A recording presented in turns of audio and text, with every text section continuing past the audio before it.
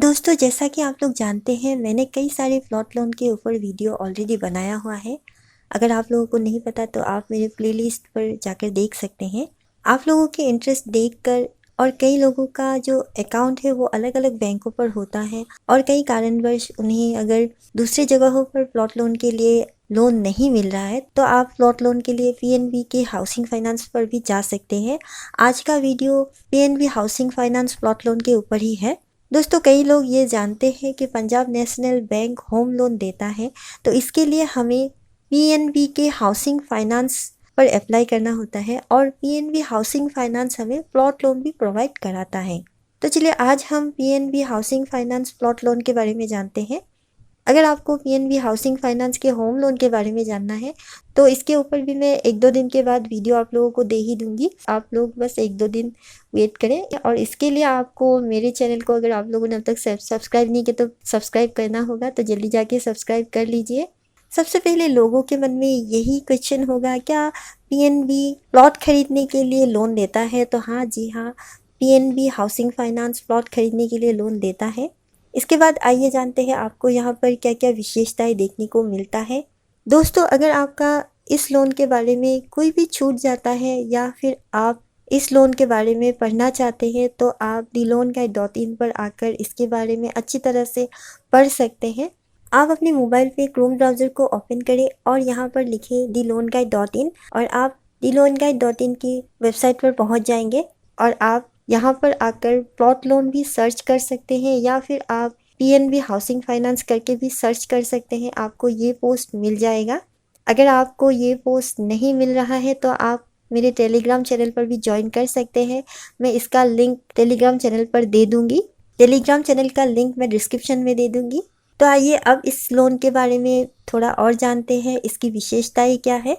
जैसा कि आप इस पोस्ट पर देख सकते हैं, सबसे बड़ी विशेषता तो यही है कि आपको यहाँ पर प्लॉट खरीदने के लिए लोन मिल रहा है, जिसके साथ आप कंस्ट्रक्शन का काम भी कर सकते हैं, यानी कि आपका प्लॉट भी हो जाता है और आप इसके साथ एक घर भी बना सकते हैं।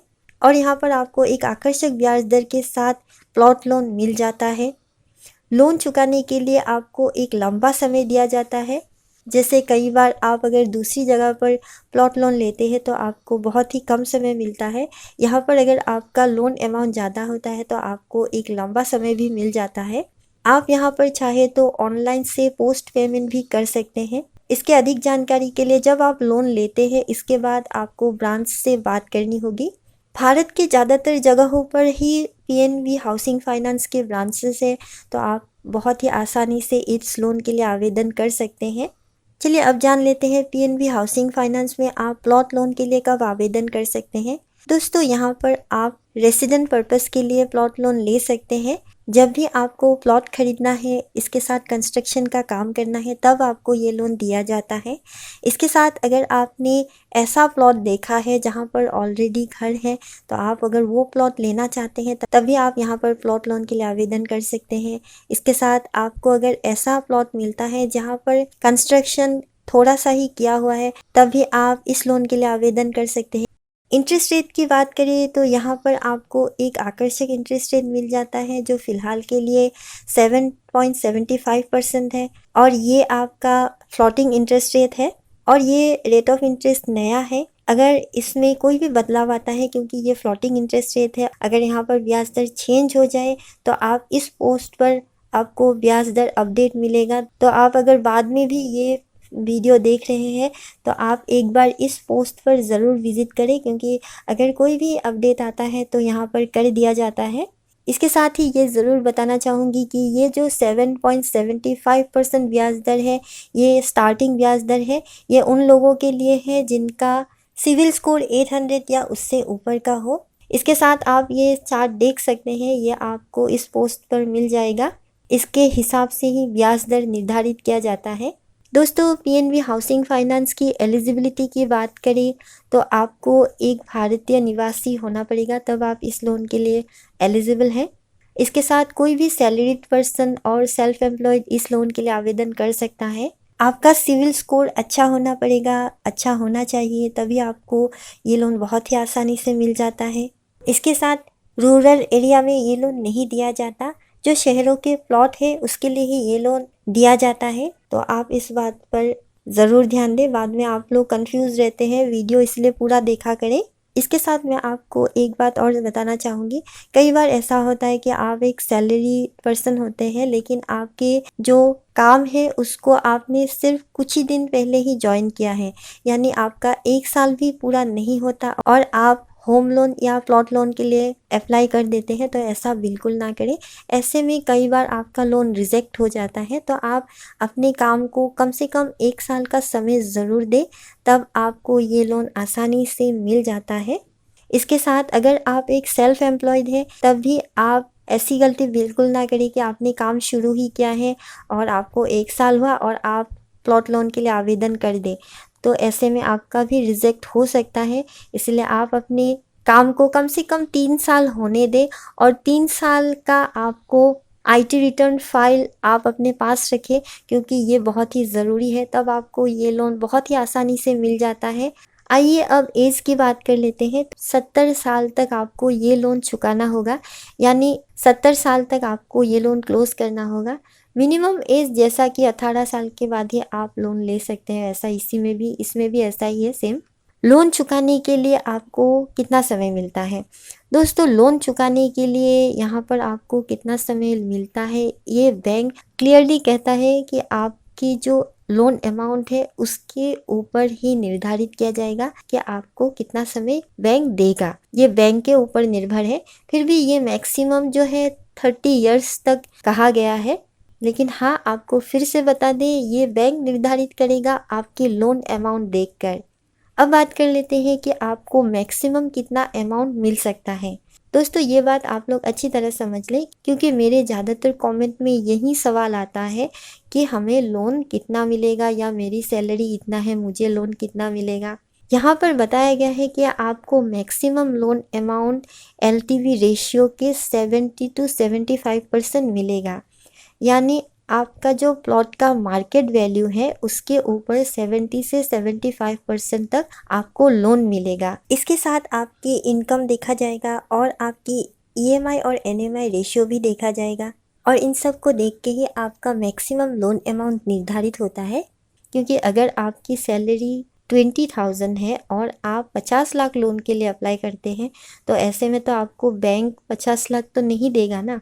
तो ये आप लोग अच्छी तरह से समझ लीजिए कि जो आपका मार्केट वैल्यू है उसका 70 to 75% मिलेगा, और इसके साथ आपकी कई सारी बातों को देखने के बाद ही बैंक डिसाइड करेगा कि आपका मैक्सिमम अमाउंट कितना आएगा। प्रोसेसिंग फ़ी की बात करें तो यहाँ पर आपको लोन अमाउंट का 1% देना होगा।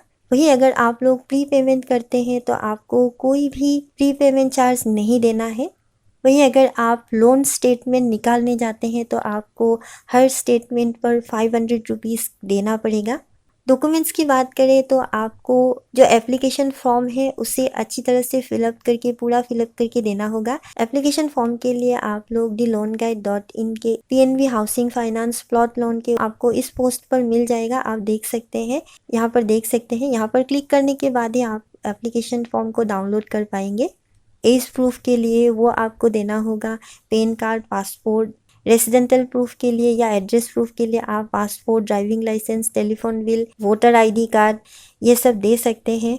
अब बात करते हैं, अगर आप सैलरीड पर्सन है तो आपको क्या देना होगा। आपका एजुकेशनल क्वालिफिकेशन सर्टिफिकेट देना होगा, जो आपका लास्ट डिग्री है। लास्ट सैलरी स्लिप 3 महीने का आपको देना होगा। फ्रॉम 16 2 साल का आपको देना होगा। लास्ट 6 मंथ्स का बैंक स्टेटमेंट आपको देना होगा, जिसमें आपकी सैलरी आती है। इसके साथ आपको प्रोसेसिंग फ़ी चेक देना होगा। इसके बाद आपको photocopy of title document of the property का आपको डॉक्यूमेंट देना होगा अप्रूव प्लान के साथ। वहीं अगर आप सेल्फ एम्प्लॉयड हैं तो आपको क्या क्या देना होगा ये भी जान लेते हैं। यहाँ पर भी आपको एजुकेशनल सर्टिफिकेट देना होगा, लास्ट डिग्री। अगर आप प्रोफेशनल हैं तो, नॉन प्रोफेशनल को एजुकेशन सर्टिफिकेट नहीं देने से भी हो जाएगा।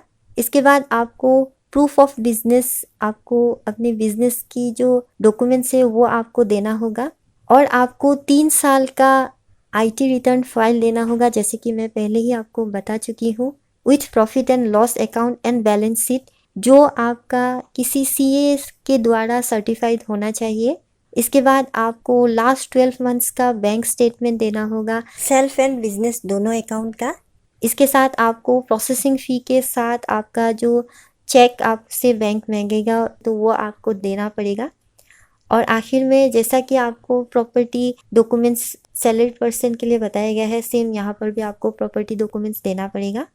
तो दोस्तों मैंने पूरी बातों को इस वीडियो में कवर कर दिया है। अगर आपका कोई भी डाउट रह जाता है तो आप मुझे इंस्टाग्राम पर मैसेज कर सकते हैं। इसके लिए मैं इंस्टाग्राम की लिंक नीचे डिस्क्रिप्शन पे दे दूँगी, आप लोग मुझे ज़रूर फॉलो करें और वहाँ पर आप लोग मुझे मैसेज कर सकते हैं।